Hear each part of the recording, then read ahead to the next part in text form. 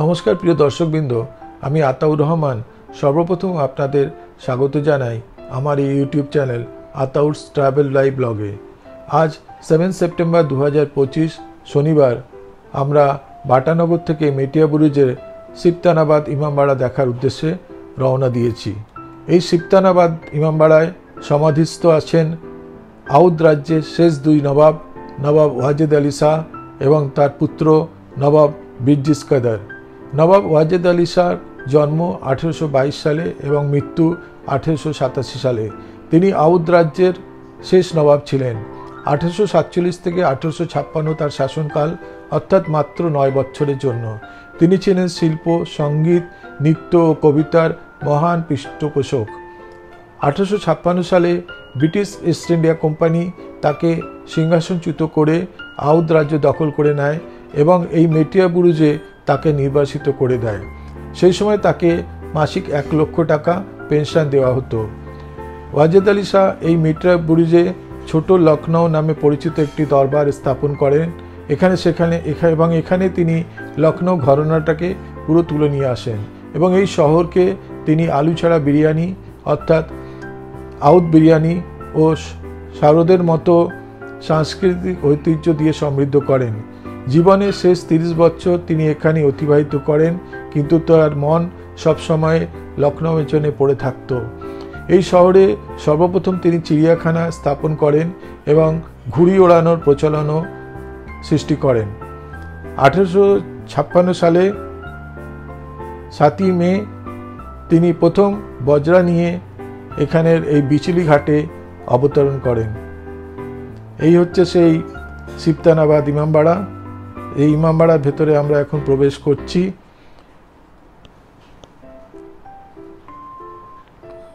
মেটিয়াবুরুজ অঞ্চল, যেটা নবাবের ছোট লখনৌ হিসাবে পরিচিত। ইমামবাড়া আপনারা নিশ্চয়ই জানেন, যেখানে একটু পরে বলছি আপনাদের। এই দেখুন গেটে যে ফলকটা লেখা আছে, ফলকটাতে হচ্ছে মৌসোলিয়াম মানে হচ্ছে সমাধি।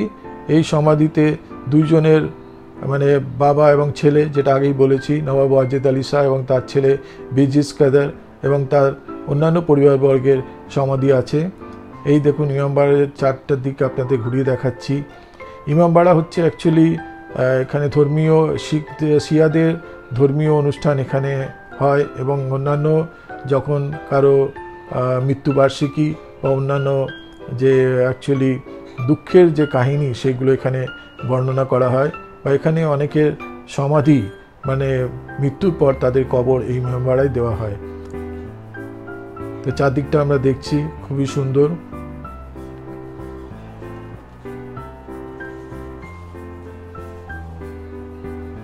অ্যাকচুয়ালি এই ইমামবাড়ার ভেতরে গেটগুলো দেখুন, সামনের দিকে যে বিরাট বিরাট দরজাগুলো বন্ধ করে দেওয়া হয়েছে, কারণ ভেতরে এই দেখুন আমরা একটু যাওয়ার চেষ্টা করছি।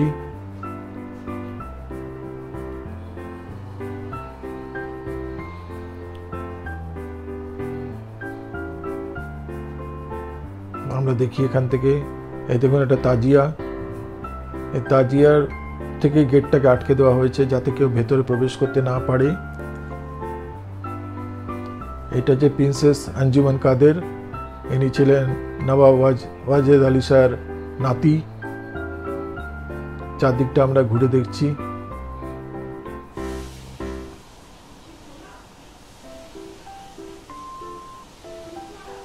উর্দুতে অনেক কিছুই লেখা আছে। চারদিকটা খুবই সুন্দর।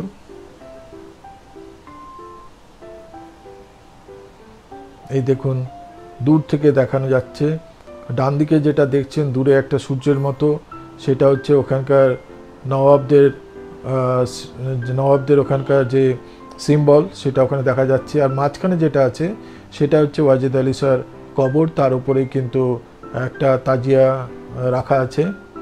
তো এই অঞ্চলটা আগে ওপেন ছিল, এখন এটা পুরো বন্ধ করে দেওয়া হয়েছে, কারণ ভেতরটা ওপরের ছাদটা খুবই অবস্থা খারাপ, যে কোনো সময় ভেঙে পড়তে পারে, তাই ভেতরে এখন দর্শক প্রবেশ নিষিদ্ধ।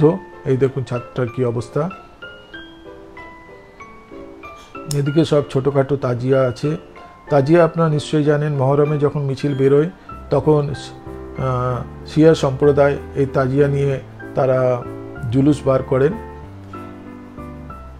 এবং মহরমে যে জুলুসটা জানেন আপনারা নিশ্চয়ই, ইয়া হোসেন ইয়া হাসানের নামে করা হয়, কারণ কারবালার মরুপ্রান্তে তাদের মৃত্যু হয়েছিল। এখানে দেখুন একটা ছোট্ট স্মৃতিস্তম্ভ বা স্মৃতিফলক, এটা হচ্ছে কিন্তু আমাদের ছবিটা ইমামবাড়ার স্মৃতিফলক, লেখা আছে সিপ্তানাবাদ ইমামবাড়া। এখানে একজন মহিলা, তার নাম হচ্ছে বদরুন্নিসা বদর, 1939 থেকে 2021 সাল অবধি তিনি ছিলেন আউদের শেষ নবাবের উত্তরসূরি মহিলা। তার গবেষণা লখনৌয়ের প্রেম গল্প সম্বন্ধে অ্যাকচুয়ালি প্রকাশ পায়। তার মৃত্যুর আগে তার শেষ ইচ্ছা ছিল কেউ আমাকে যদি লখনৌয়ে পৌঁছে দেবে। এইটা দেখুন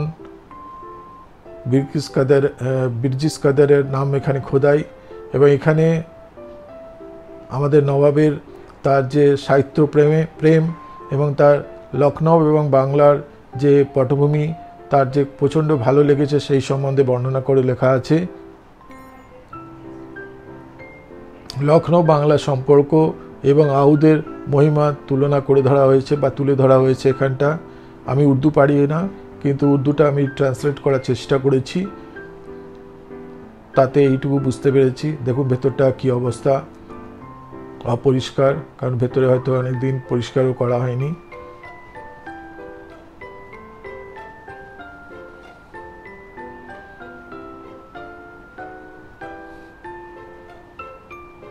চাঁদের দেখুন, এটা হচ্ছে দেখুন বিরজিস কাদের, তার একটা স্মৃতিফলক। এই দ্বিতীয় ফলকটা যেটা আমি বুঝতে পেরেছি তাতে লেখা আছে বিরজিস কাদেরের নেতৃত্বে আউদ বংশের সংগ্রাম এবং তার হত্যার পর তার পতন এবং উত্তরসূরির মাধ্যমে পুনর্নির্মাণের স্মৃতি এখানে স্মৃতিফলকে তুলে ধরা হয়েছে। এটা দেখুন এখানে ওয়াজেদ আলী শাহর ফ্যামিলি ট্রি, আপনারা একটু পজ করে দেবেন। দেখুন সিপ্তানাবাদ ইমামবাড়া, এটা হচ্ছে সিপ্তানাবাদ ইমামবাড়া। অ্যাকচুয়ালি লখনৌয়ের যে বড় ইমামবাড়া আছে তারই অ্যাকচুয়ালি রিপ্লিকা হিসাবে এটা করা হয়েছে। সবই উর্দুতে লেখা, যেটুকু আমি বুঝতে পেরেছি বঙ্গানুবাদ করতে পেরেছি সেইটুকু আপনাদের আগেই শুনিয়ে দিয়েছি। এটা আমি কিছু বঙ্গানুবাদ করতে পারিনি বা চেষ্টা করিনি।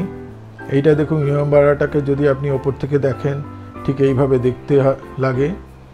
আর এই স্মৃতিফলকটার কথা বললাম আপনাকে, আগেই বলেছি। আর এটা হচ্ছে সেই একই যেটা লখনৌ আর বাংলার সম্পর্ক আর আউদের মহিমাকে এখানে তুলে ধরা হয়েছে।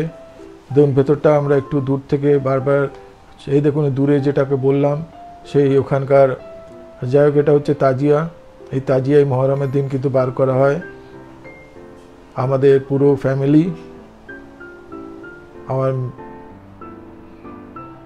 এখানে আমাদের কিছু স্মৃতি ক্যামেরায় বন্দি। অনেকদিন ধরে যাওয়ার ইচ্ছা ছিল কলকাতার আশেপাশে। দেখুন ডান দিকে হচ্ছে গার্ডেন ডিসি বিল্ডিং ইঞ্জিনিয়ারিং। দেখুন এখানে আমাদের জাতীয় পতাকা মহা আনন্দে প্রজ্বলিত হচ্ছে বলতে পারেন, হাওয়ায় ভেসে বেড়াচ্ছে।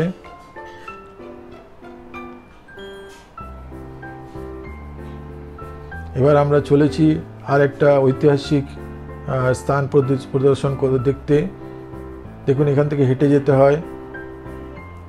এখানকার ঐতিহাসিক যে পটভূমি একটু পরে আপনাদের বলবো, আগে আপনারা দেখে নিন।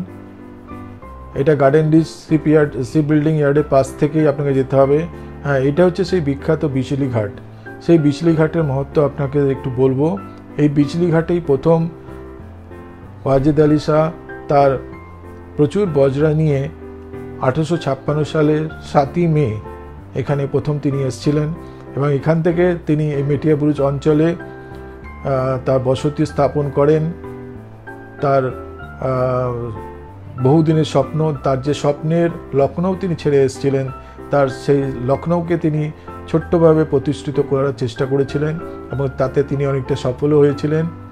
এই দেখুন এখনকার এই বিচলি ঘাটের অবস্থা। তো এই বিচলি ঘাটের আরও একটি ঐতিহাসিক পটভূমি আছে। 1856 সালে ওয়াজিদ আলী শাহ এসেছিলেন এবং 1857 সালে কিন্তু আপনারা জানেন সিপাহী বিদ্রোহ হয়েছিল। তো ঠিক 1857 সালের আগে, 100 বছর আগে 1757 সালে যখন পলাশী যুদ্ধ হয়েছিল এবং বাংলার সিরাজউদ্দৌলা যখন পরাজয় বরণ করেছিলেন, তখন কিন্তু ইংরেজরা খুব সহজে কলকাতাকে বা এই মেটিয়াবুরুজ অঞ্চলটাকে বাগে আনতে পারেনি। তো এখান থেকে কিন্তু তাদেরকে বাগে আনতে খুব কষ্ট হয়েছিল এবং ইংরেজদের সিপাহী বা ইংরেজদের যা দলবল, যারা সৈনিক, তারা কিন্তু বারবার এই মেটিয়াবুরুজের এই বিচলি ঘাট থেকে তাদের আগমন বা গমনাগমন চলতো। তারা এখান থেকে এসে শহরটাকে কন্ট্রোল করার চেষ্টা করতে।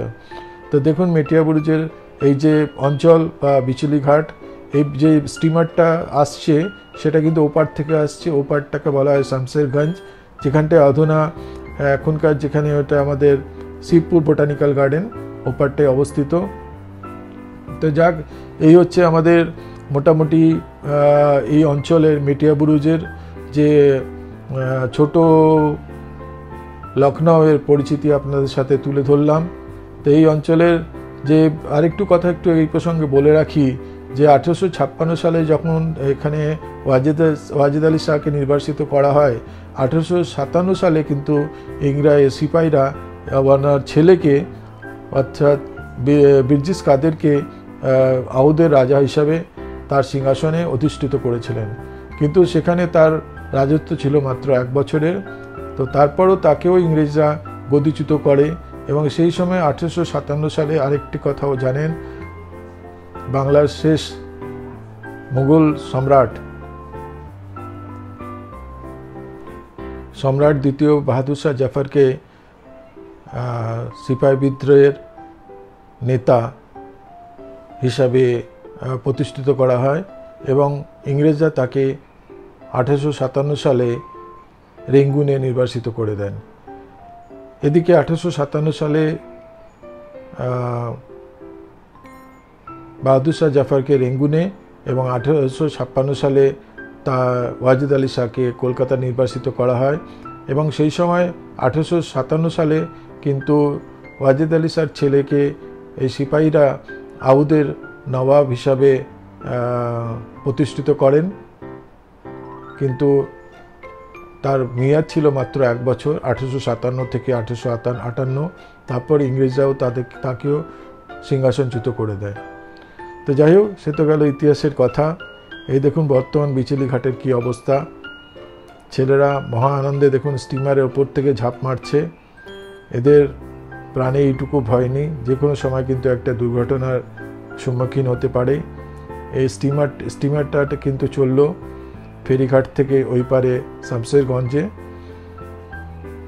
তো অনেকদিন থেকে আমাদের যেটা দেখার ইচ্ছে ছিল এই বিচলি ঘাট, এই মেটিয়াবুরুজ অঞ্চলের কিন্তু আধুনিক নাম হচ্ছে গার্ডেন রিচ। এখানে 3টে বিখ্যাত যে জিনিসগুলো আপনাদের বললাম। যাই হোক, এখান থেকে আমরা বেরিয়ে যাচ্ছি।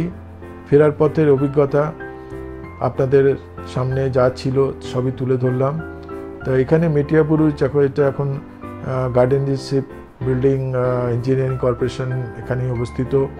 তারপর যেটা আপনাদের সীতাবাদ,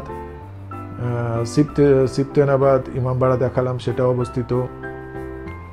কিন্তু এখানে যে ওয়াজিদ আলী শাহর যে বাসস্থান ছিল সেটা কিন্তু লুপ্তপ্রায় হয়ে গেছে। তো চলুন আমরা ফিরে যাই আবার বাটানগরে। বাটানগর থেকে এর স্থানটার দূরত্ব মাত্র 13 কিলোমিটার। তো কলকাতার আশেপাশে এত সুন্দর জায়গা থাকতেও, ঐতিহাসিক নিদর্শন থাকা সত্ত্বেও আমরা তার হদিশ নিতে চাই না বা আমরা অনেকটাই জানি না।